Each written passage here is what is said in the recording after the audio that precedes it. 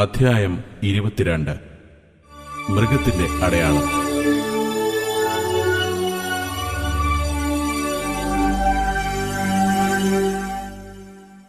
കർത്താവ് എന്നോട് സംസാരിച്ചു. ദൈവത്തിന്റെ ആത്മാവ് എപ്പോഴും മനുഷ്യരോട് വാദിച്ചുകൊണ്ടിരിക്കുകയില്ല.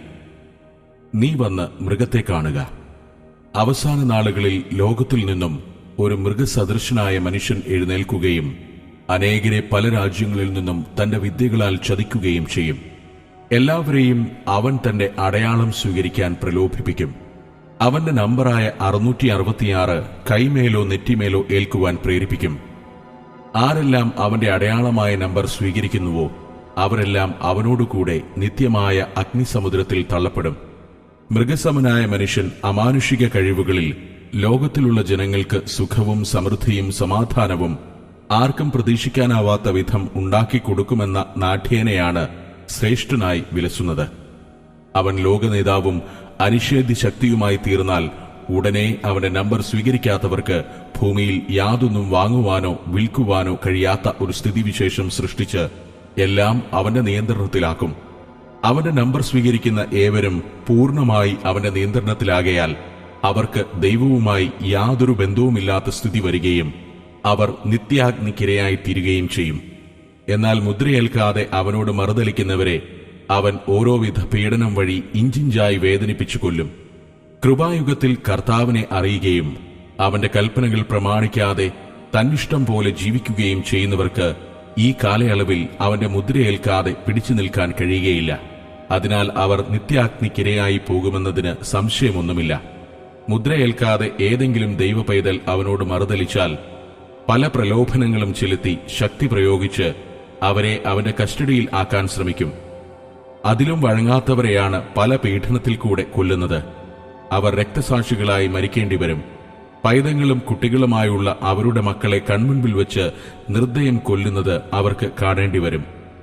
മുദ്രയേൽക്കാത്തവർക്ക് സഹിക്കാനാവാത്ത പീഡനകാലം ആ സമയങ്ങളിൽ ഉണ്ടാകും. എന്നാൽ മുദ്രയേൽക്കുന്ന ഏവരും അവർക്കാവശ്യമുള്ള എല്ലാ കാര്യങ്ങളും മൃഗത്തിൽ നിന്ന് ലഭിക്കുമെന്നുള്ള കരാറിൽ തങ്ങളെയും തങ്ങൾക്കുള്ള എല്ലാറ്റിനെയും മൃഗത്തിന് കാഴ്ചവെക്കും. അങ്ങനെ സകലവും പൂർണ്ണമായി അവന്റെ നിയന്ത്രണത്തിലായിത്തീരും. ദൈവം കരുണയുള്ളവനാണ്, സ്നേഹവാനാണ്. നിവൃത്തിയില്ലാത്തതിനാൽ ഈ മൃഗത്തിന്റെ മുദ്ര ഞാൻ ഏൽക്കുന്നു എന്ന് വിചാരിച്ചുകൊണ്ട് വിശ്വാസത്തിൽ ക്ഷീണിച്ച് ആരെങ്കിലും മുദ്രയേറ്റാൽ കർത്താവ് വീണ്ടും അവർക്ക് മുന്നറിയിപ്പ് തരും. അവൻ പറയും, ഞാൻ ആവർത്തിച്ചാവർത്തിച്ച് നിങ്ങളെ ഓർമ്മിപ്പിച്ചിട്ടും നിങ്ങൾ മറുതലച്ച് മൃഗത്തെ നമസ്കരിക്കുകയും അവന്റെ മുദ്രയേൽക്കുകയും ചെയ്താൽ ഞാൻ എന്റെ വാക്കിൽ അനുതപിക്കുകയില്ല. എന്റെ പ്രവാചകന്മാരുടെ വാക്കിനാലും സുവിശേഷ വേലക്കാരായ എന്റെ വിശുദ്ധരുടെ പ്രസംഗത്താലും നിങ്ങളെ ആവർത്തിച്ച് ഓർമ്മിപ്പിച്ചിട്ടും അനുസരിക്കാതെ അവന്റെ മുദ്രയേൽക്കുന്നവർക്ക് നിത്യാഗ്നിയല്ലാതെ മറ്റു പോംവഴിയില്ല. മൃഗത്തോട് മറുതലിച്ച് മുദ്രയേൽക്കാത്തവരായ എന്റെ കുഞ്ഞുങ്ങൾക്ക് പല പീഡനങ്ങൾ പലവിധത്തിൽ സഹിക്കേണ്ടി വരും. പലർക്കും വിശ്വാസത്തെ മുറുകെ പിടിച്ച് രക്തസാക്ഷി മരണം തന്നെ അനുഭവിക്കേണ്ടി വരും. അങ്ങനെ ദൈവത്തിൽ പൂർണ്ണ ആശ്രയം വെച്ച് രക്തസാക്ഷികളാകുന്നവർ ഭാഗ്യവാന്മാരും അവരുടെ പ്രതിഫലം വിലയേറിയതുമായിരിക്കും.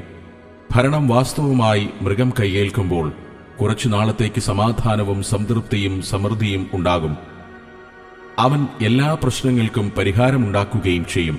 എന്നാൽ അല്പകാലത്തിനുള്ളിൽ അവൻ ശക്തിമാനും പ്രസിദ്ധനും ആയി കഴിയുമ്പോൾ സമാധാനം രക്തച്ചൊരിച്ചിലായും സമൃദ്ധി ക്ഷാമമായും മാറും. ദൈവകുഞ്ഞുങ്ങളെ, ഭയപ്പെടരുത്.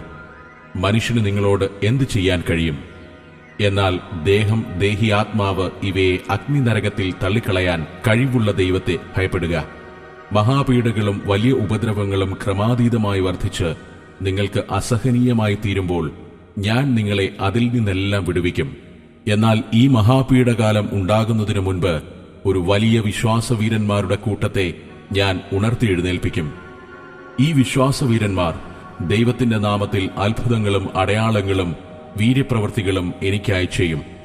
അതിനാൽ എല്ലാവരും ചേർന്ന് എന്നെ ആത്മാവിലും സത്യത്തിലും ആരാധിക്കുക. നീതിയിൻ ഫലങ്ങൾ നിങ്ങളിൽ കൂടി വിളങ്ങട്ടെ. എനിക്കായിട്ടുള്ളത് നിങ്ങൾ എനിക്ക് തരിക. എന്നാൽ ഞാൻ നിങ്ങളെ എല്ലാ തിന്മകളിൽ നിന്നും കാത്തു സംരക്ഷിക്കും. അതിനാൽ സമയം ദീർഘിപ്പിക്കാതെ ഇപ്പോൾ തന്നെ മാനസാന്തരപ്പെട്ട് നിങ്ങളുടെ രക്ഷയ്ക്കായി നിത്യനാശമായ നരകത്തിൽ നിന്നും മഹാപീഡയിൽ നിന്നും രക്ഷ പ്രാപിച്ചുകൊള്ളുവിൻ. പാപത്തിന്റെ ശമ്പളം മരണമത്രേ, ദൈവത്തിന്റെ ദാനമോ നിത്യജീവൻ അത്രേ. എന്നെ വിളിച്ചപേക്ഷിക്കുന്നവരെ ഞാൻ സ്വീകരിച്ച് ക്ഷമിച്ച് അവരുടെ പാപത്തിൽ നിന്നും വിടുവിച്ച് അവരെ കാത്തുകൊള്ളും. കൂടാതെ നിത്യനാശത്തിൽ അകപ്പെടാതെ ഞാൻ നിന്നെ സ്നേഹത്തോടെ വഴി നടത്തും. നീ ആരെ സേവിക്കുമെന്ന് ഇന്ന് തന്നെ തീരുമാനിക്കുക.